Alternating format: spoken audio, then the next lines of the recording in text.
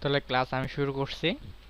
তো আজকে আমরা শিখব যে ফটোশপের বেসিক, ফটোশপ 0.7। এটা মোটামুটি সব কম্পিউটারে থাকে ফটোশপ 0.7।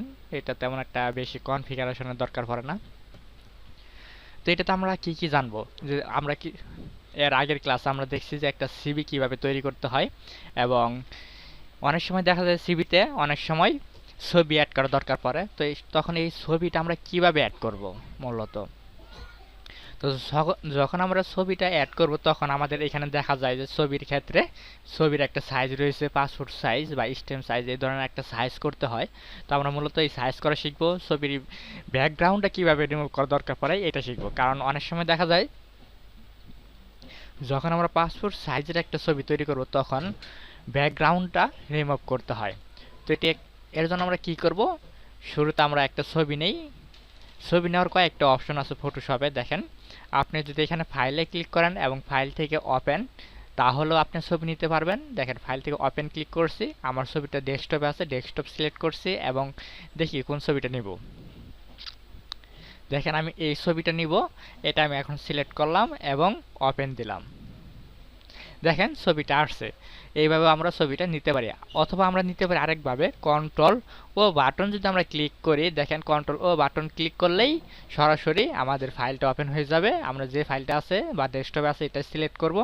সিলেক্ট করার পর আমরা যেটা করব সেটা হলো ছবিটা সিলেক্ট করব। দেখেন, সে আগের নামে ছবিটা সিলেক্ট করলাম, পরে ওপেন দিব, তাহলেই হবে। আমরা এইভাবেও নিতে পারবো। এছাড়াও আরেকটা অপশন আছে, আমরা মনে করেন যে ফটোশপটা ওপেন করছি, ওপেন করার পর আমরা এটা মিনিমাইজ করে নিব।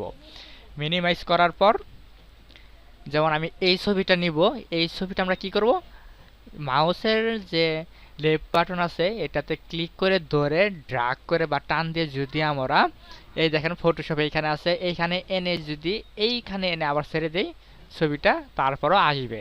তো দেখেন, তিনভাবে আমরা ছবি নেওয়া শিখলাম যে কীভাবে ছবিগুলো নিতে হয়। তো এখন এটা আমরা সাইজ করা শিখবো, যে এটা কীভাবে আমরা সাইজ করব। তো অনেকেই আছে যে আমরা পাসপোর্ট সাইজ কত এটা আমরা জানি না। তো এক্ষেত্রে কী করবো, আমরা গুগলে সার্চ দিব, যে গুগলে সার্চ দেই,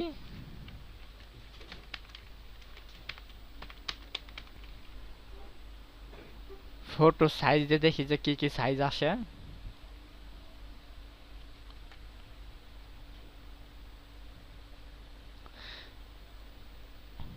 দেখেন এইখানে অনেকগুলো সাইজ আসছে, যে এইখানে প্রায় সব ধরনের সাইজ দেওয়া আছে, কিন্তু আমাদের এইগুলো দরকার নেই। আমাদের দরকার পাসপোর্ট সাইজ, না? আচ্ছা, আমরা এখানে লিখি পাসপোর্ট ফটো সাইজ, এটাতে ক্লিক করলাম। দেখেন আমাদের পাসপোর্ট ছবির সাইজ কত কত বলছে, 2.2 × 2 ইঞ্চি, মানে 2 ইঞ্চি 2 ইঞ্চি হবে। এইখানে 2 ইঞ্চি 2 ইঞ্চি, অথবা দেখি আরো, হ্যাঁ দেখেন এখানে আসলে 45 mm into 55 mm, Bangladesh passport photo. তাহলে কি এটা আমরা নিব যে 45 mm ইন্টু 55 mm, ঠিক আছে।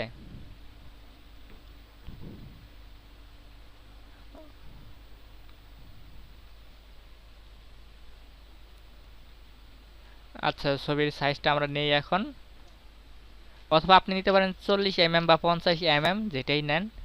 তো আমরা এটা কি করব, এই যে ক্রপ, দেখেন এখানে ক্রপ আছে, এইখানে আমরা ক্লিক করব। ক্রপে ক্লিক করার পর উইথে লিখবো কত, 45 mm, তারপরে এইখানে হাইটে লিখবো 55 mm। দেখেন আমি 55 mm লিখছি এবং 45 mm লিখছি, এবং রেজুলেশন লিখবেন আপনারা সবসময় 300, ঠিক আছে, রেজুলেশন 300। এখন আমি এটাকে মাউসের লেফট বাটন ক্লিক করে ধরে ড্রাগ করলাম, দেখেন টান দিতেছি, আমার সাইজ অনুযায়ী ছবিটার কেটে যাবে। এখন আমি এটা বসাই নিই ঠিক মতন, আর একটু ছোট করে নিই।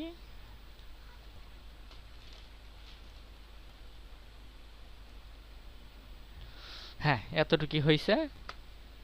দেখেন ছবিটা আমার ক্রপ করা হয়ে গেছে, এবং আমার যে সাইজটা ছিল সেই সাইজে হয়ে গেছে আমার ছবিটা। মূলত আমি যখন প্রিন্ট করব তখন প্রিন্টটা ঠিক থাকবে, বুঝতে পারছেন।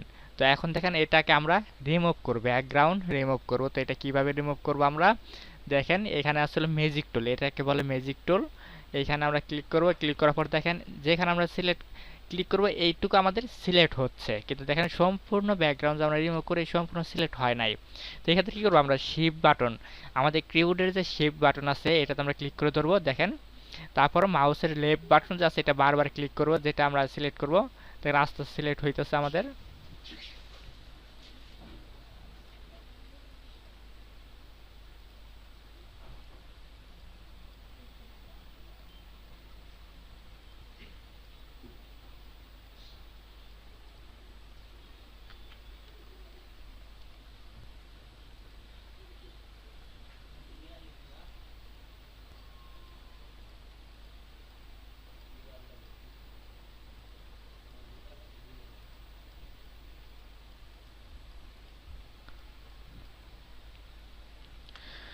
এইভাবে আপনারা ছবিটা সিলেক্ট করে নেবেন। ছবিটা যখন সিলেক্ট হয়ে যাবে আপনারা এইখানে কালারটা সিলেক্ট করবেন যে আপনারা কি কালার দিবেন, ব্যাকগ্রাউন্ড কালারটা আমি দেবো এই কালার। তো এই কালারটা আমরা সিলেক্ট করলাম, সিলেক্ট করার পর আমাদের যে কিবোর্ডের যে অল্টার বাটনটা আছে অল্টার বাটনে প্রেস করে ধরে ব্যাক পেজে ক্লিক করব। ব্যাক পেজে যদি ক্লিক করি দেখেন আমাদের ছবির ব্যাকগ্রাউন্ড কালারটা রিমুভ হয়ে গেছে, এবং কন্ট্রোল ডিতে আমরা ক্লিক করলে আমাদের সিলেক্টটা উঠে যাবে। তো এখন দেখেন আর একটু কাজ আছে আমাদের, এটা আমরা যখন করব করার পর আমাদের এ দেখেন সাইড দিয়ে কীরকম কীরকম দেখা যায়, এটা আমরা এখন মিল করে দেব। ঠিক আছে, এটা আমরা মানে কীরকম একটা উঠে উঠে আছে ছবিটা, এটা আমরা বসাই দেবো একদম। এটার জন্য আমাদের যেটা করতে হবে এইখানে দেখেন যে একটা আছে, আমরা এই তীরে ক্লিক করে আগে দেখি। হ্যাঁ, এটাতে রাইট বাটন ক্লিক করে দেখেন ব্লার টুল, বিভিন্ন এই যে টুল আছে তিনটা, এর ভিতরে আমরা শুধু ব্লার টুল যে ব্লারের যে টুলটা আছে এটা নিব। এটা নেওয়ার পর আমরা এটা কি বড় করব, এটা কিভাবে বড় করব, এটা আমরা এখানে এসেও বড় করতে পারি। ঠিক আছে, অথবা আমরা আমাদের যে কিবোর্ডের সেকেন্ড ব্র্যাকেটটা আছে এটাতে বা সাইড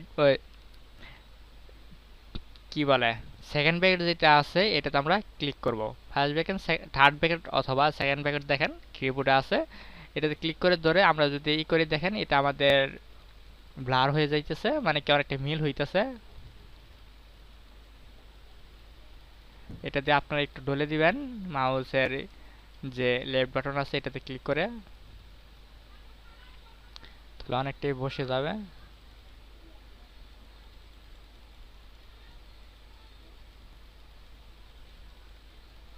যেমন দেখেন এইখানে আমার একটু হয় নাই, এটা আপনারা যখন সিলেক্ট করবেন তখন একটু দেখে নেবেন যে কতটুকু বাদ পড়লো কতটুকু হয় নাই। ঠিক আছে, তো আপনাদের শুধু দেখাচ্ছি কিভাবে মূলত কাজটা করবেন।